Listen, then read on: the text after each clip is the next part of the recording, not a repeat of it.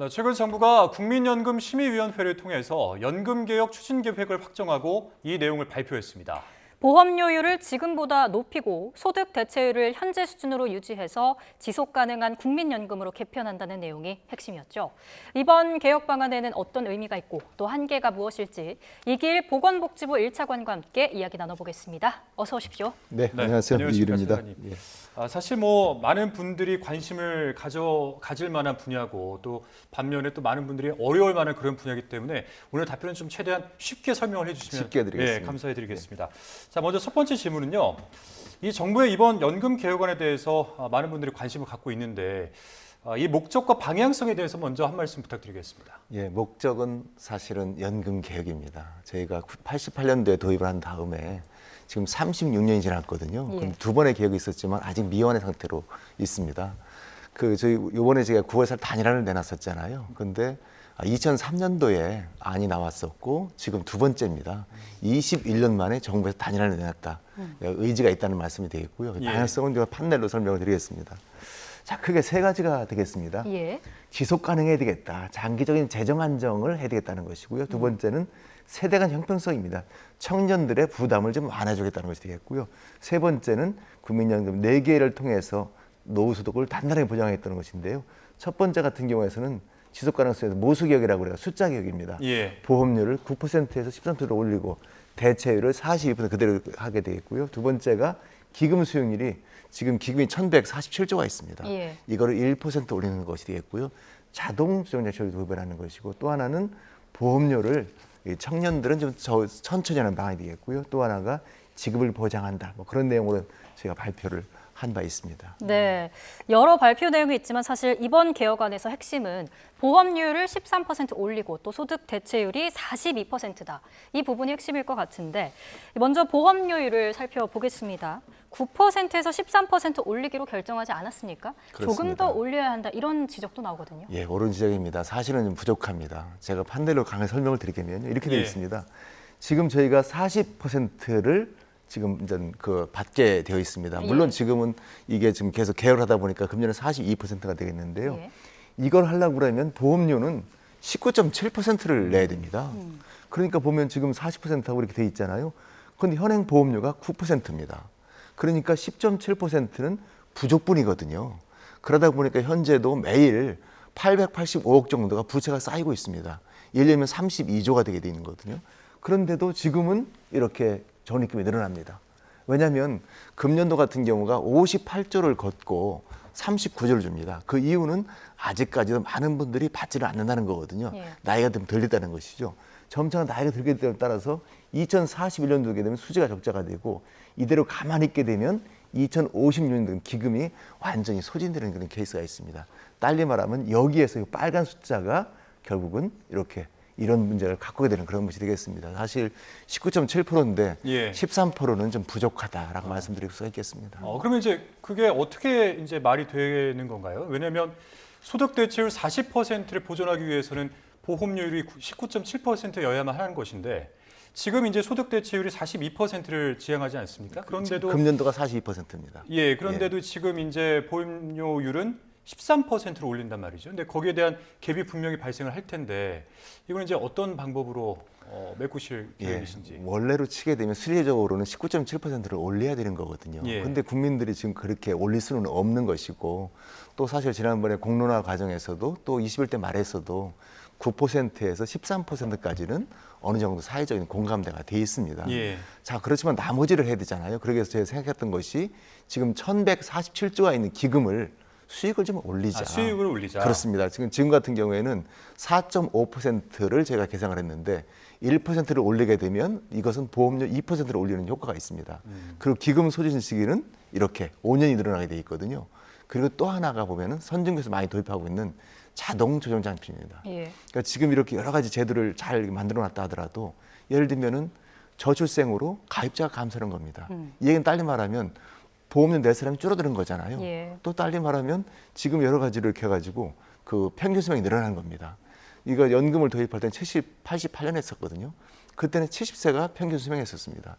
지금은 83세로 해서 지금 30년 만에 13살이 늘어났거든요. 늘어났죠. 그렇다고 그러면 뭔가를 조정해야 되기 때문에 예. 그것을 자동 조정 장치를 통해서 저희가 하는 걸로 이렇게 이번에 안을 내놓게 됐습니다. 네. 근데 이제 소득 대체율을 먼저 저희가 좀 쉽게 한번 설명을 해주시면 좋을 것 같아요. 이게 그러니까 지금 우리가 버는 돈의 한 42%를 받을 수 있도록 하겠다 그런 개념인 거죠? 그렇습니다. 쉽게 말씀드리면 예. 제가 100만 원의 소득이 있다. 그렇게 되면 보험료 9%잖아요. 그럼 9만 원을 내는 겁니다. 예. 그런데 보통은 이 근로자 같은 경우에는 9만 원 다 내는 것이 아니고 사업주가 반 4만 5천 원 내고 제가 4만 5천 원을 내게 돼 있습니다. 예. 그리고 근데 얼마를 받게 되냐? 42%라고 그러면 이게 40년을 잘 가입을 했을 때는 42만 원을 준다는 것입니다.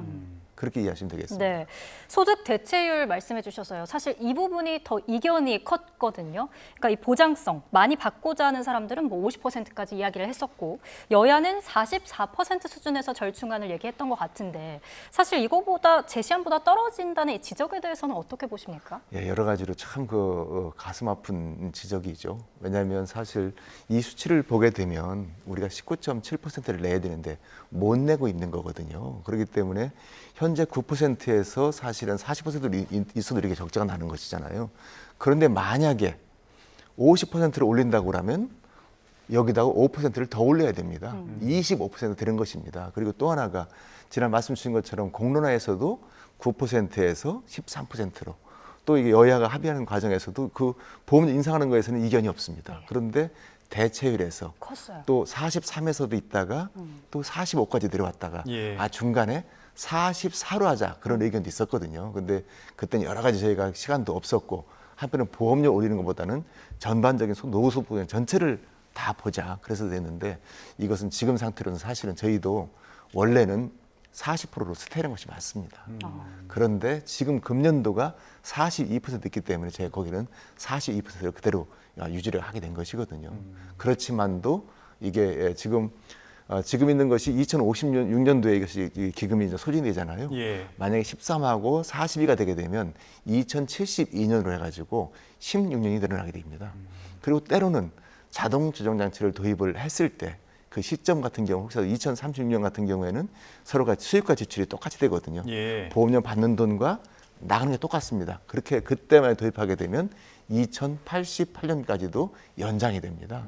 그런 다양한 안을 저희가 제시를 했습니다. 네, 세대별로 보험료율 인상 속도를 차등화하겠다. 이 부분도 참 인상적이었는데 이 최종 보험료율이 좀 세대별로 달라진다. 이렇게 이해를 하면 될까요?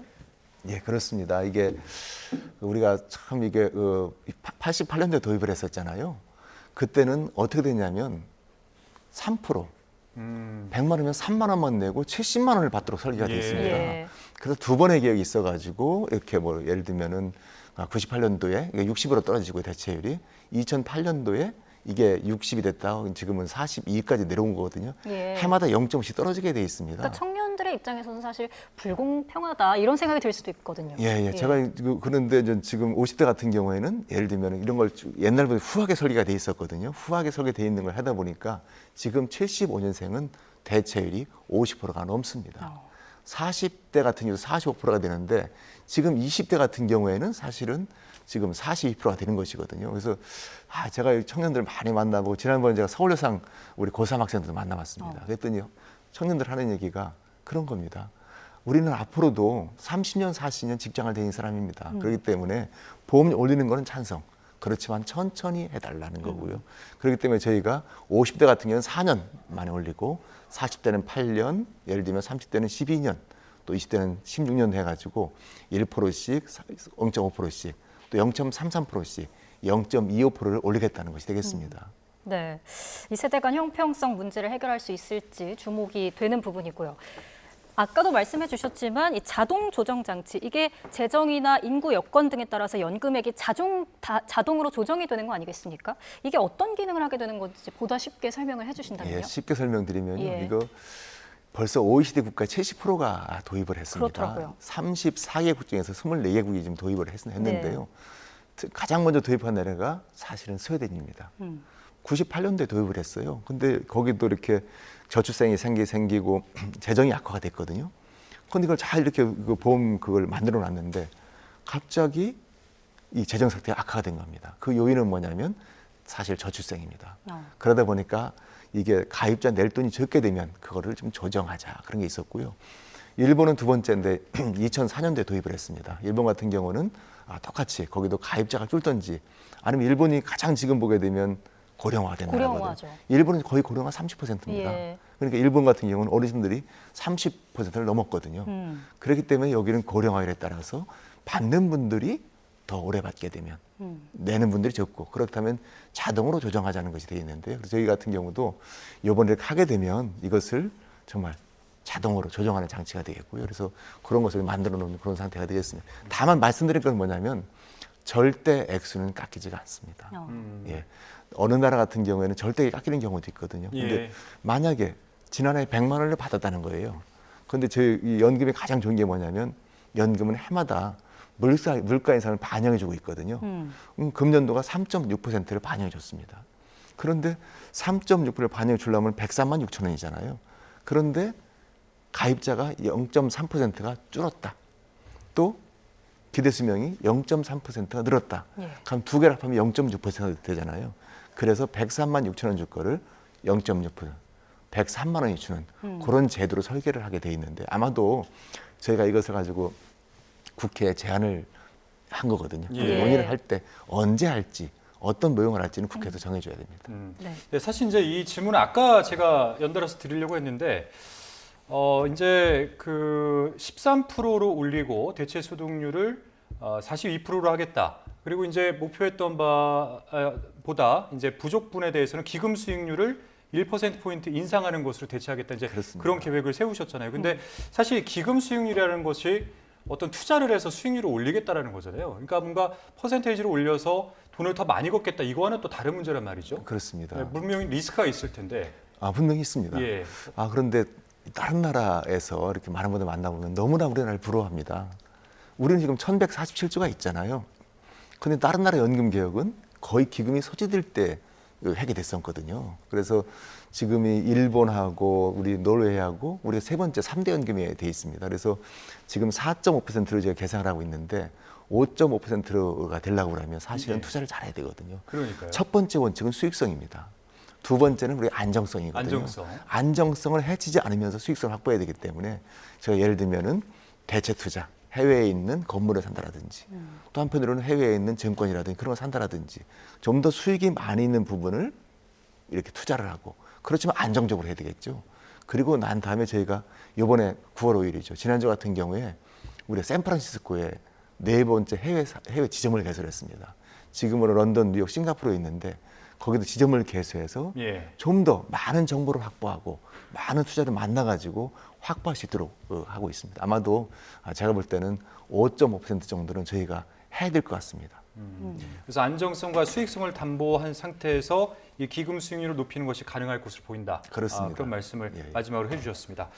알겠습니다. 여기까지 듣겠습니다. 지금까지 이길 복지부 1차관과 함께 연금개혁 방안에 대해서 함께 이야기 나눠봤습니다. 오늘 말씀 고맙습니다. 차관님. 네, 고맙습니다.